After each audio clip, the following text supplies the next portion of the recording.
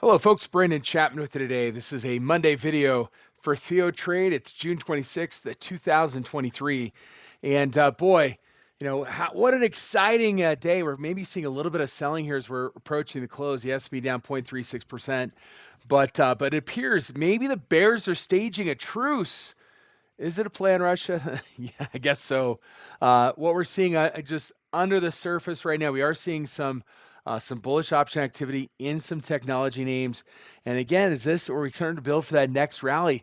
Well, as we're watching this last little bit here, we are seeing the market kind of fade from unched. But we'll kind of take a look at that as we continue through with only about less than 10 minutes left before the market closes.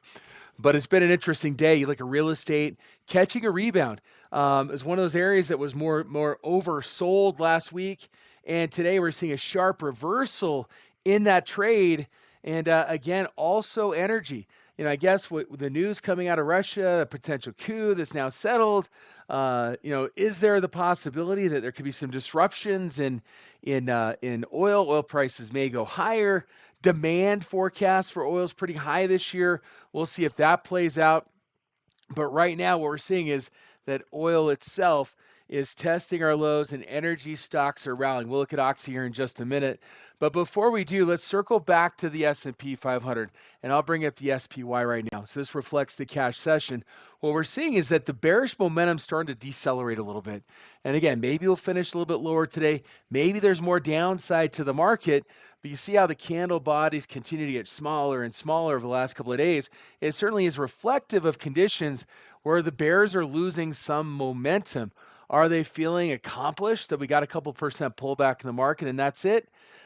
Maybe so. As we look at technology as a sector, down about 0.5% today, down 3% on the week, but we're up 11% over the last 6 weeks, which are some big movements. And so as we're kind of finding our lows here, do we start to see us stretch, maybe catch a short-term bid going into this week? Of course, nobody knows. It's about playing the probabilities, but of course, that's what you do as a trader. So first off, let's kind of kick it off with the S&P. We'll look at some risk ratios here. First off, the VIX. The VIX was moving higher today, still is. As we look at the VIX 3M plus VIX ratio, what we're trying to gauge here is expectations of future volatility.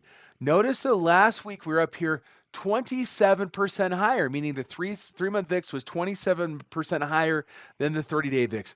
We're very, very elevated. Expectations for future volatility are fairly high. Skew is still elevated as of Friday, closing at about 138, again, reflective of downside risks to the market. And so we have these conditions, and we had the small pullback. Is this it? Well, let's take a look at some of these names that were kind of on the option front today. Qualcomm. Qualcomm slid last week. Today, we're getting bid up nearly 3% on today's session. The top performer in the S&P 100. As we look at the trade today, weekly, right? So we're looking at stuff that has some really strong potential gamma, mostly buying out here at the 120. The nice thing about this, you could potentially go to next week's expiration of 7 July. The vol skew is not really unfavorable. You could buy a 117 and sell a 119 for about 86 cents. Not terrible for a $2 wide spread. You can even stretch it out to 120 if you wanted to potentially increase your potential reward. Intel today, INTC. Looking at the charts, again, we got a bid the last couple of days off of a very low threshold, right? It pulled back rather dramatically. Look out here, the 3750 on Intel. Okay, in essence, again, we've got this kind of long vertical ratio. Kind of here, buying the 34, selling the 3750 for 7 July. So again, 3750, how high is that? 3750 is kind of pie in the sky. It's back to prior high. I kind of like the trade a little bit better with Qualcomm, but again, it's reflective of what's going on right now. AMD. So let's take a quick peek at AMD right now. AMD is fading just a little bit. You might want to look for a little bit of a trigger, maybe today's high as a trigger to say, okay, now you might be looking to get long. But the trade today, a 30 June, so we're talking about this week's expiration centered on the 115 strike. And again, can you construct spreads around this? Let's just stick with 7 July again, right? Vol skew, not much skew out here. In fact, a little bit of rising vol. You could buy a 108, sell a 110. You could buy a 110, sell a 113. 115 is not that far away, right? So right about right there. So again, we get a little bit of a bounce at AMD this week. That spread could really pay off.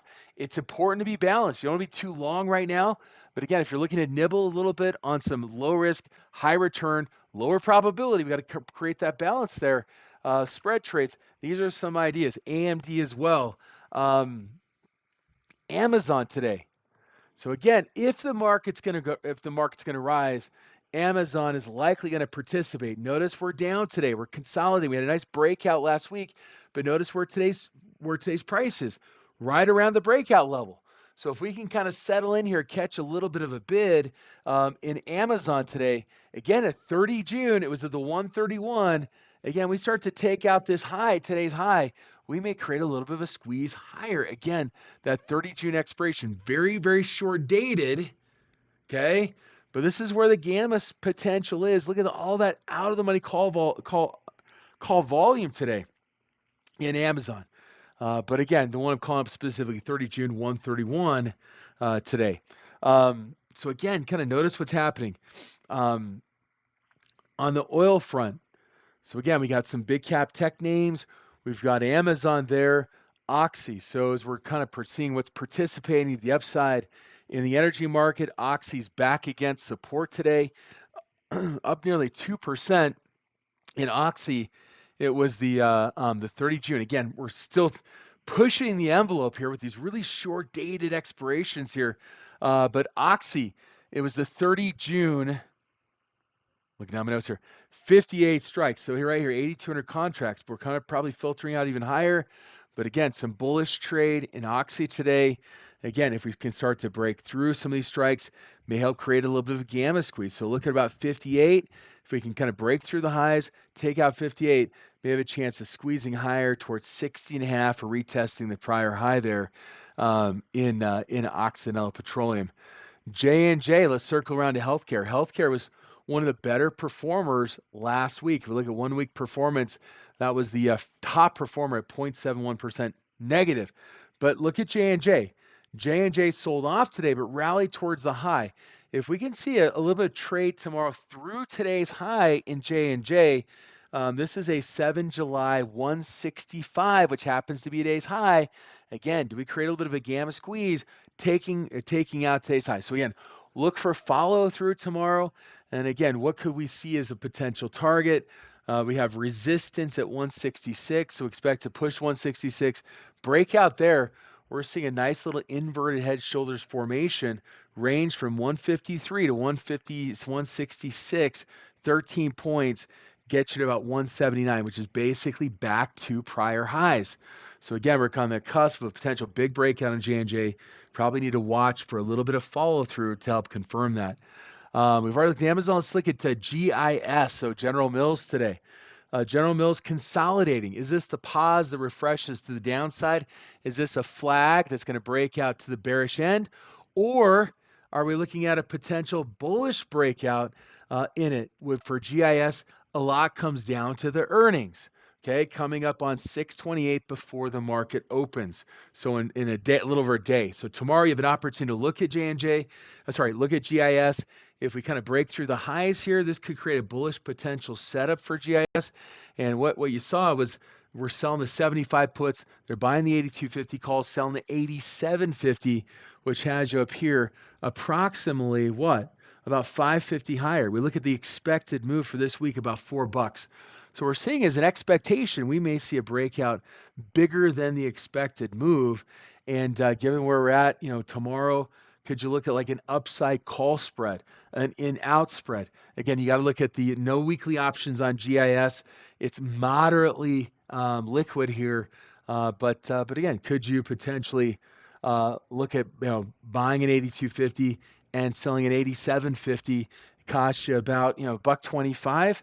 Break even would be about 83.75, which is outside the expected move. So you just need a little move higher in this, and if we push towards that $4 potential expected move, could create a very positive trade for GIS. The shorter dated nature of it will allow it to expand towards max gain more quickly. Anyway, folks, that's what we got for today's video. We'll catch you back next Monday. Have a great one. Thank you.